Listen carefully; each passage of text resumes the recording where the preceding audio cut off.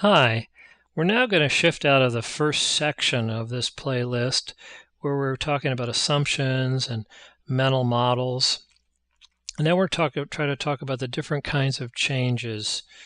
So we have a very deep, broad understanding to be able to name exactly what we're trying to do and assess how likely we are to accomplish it or how to unpack it and rebuild it into smaller little bite-sized pieces to increase the odds of succeeding.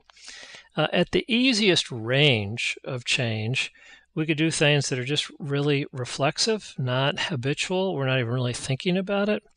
We're basically just reacting. Customer wants this, no problem. Customer gets what they want. We just have lots of, we'll just do what we always did for lots of other people.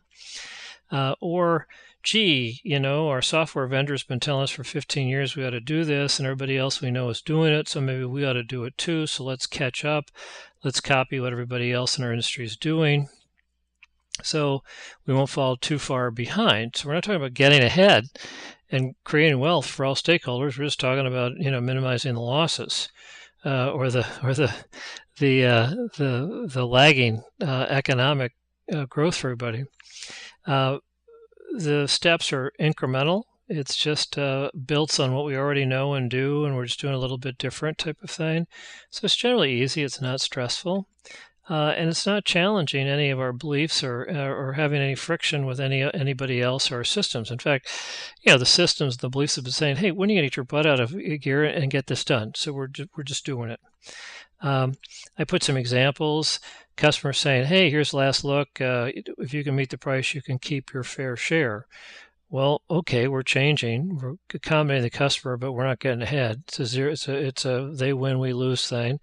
Ditto when they ask us to stock special stuff or any kind of extra services for which we're not charging.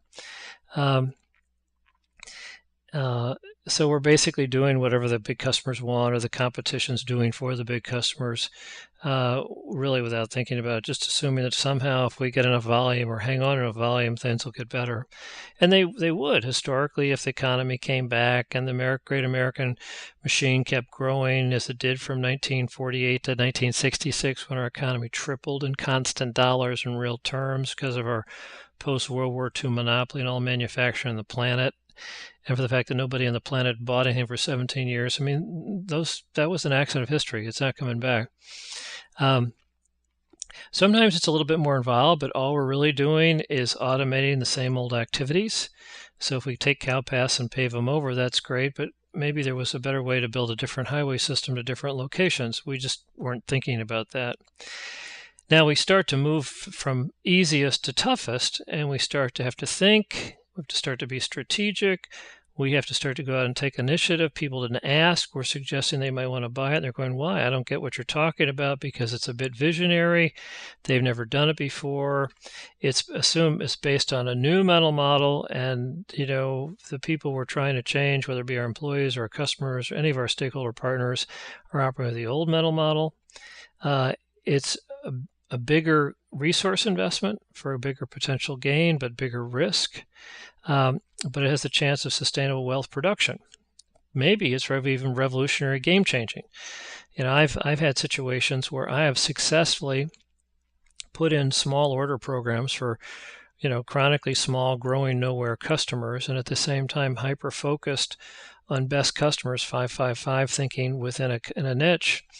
And as a result, within 6 to 9 months, a big head-to-head competitor goes out of business because they pick up a lot of little refugee small customers. And while they're doing that, they can't give good service to their best customers who we were hyper-focused on and steal away. So I would consider that game-changing. And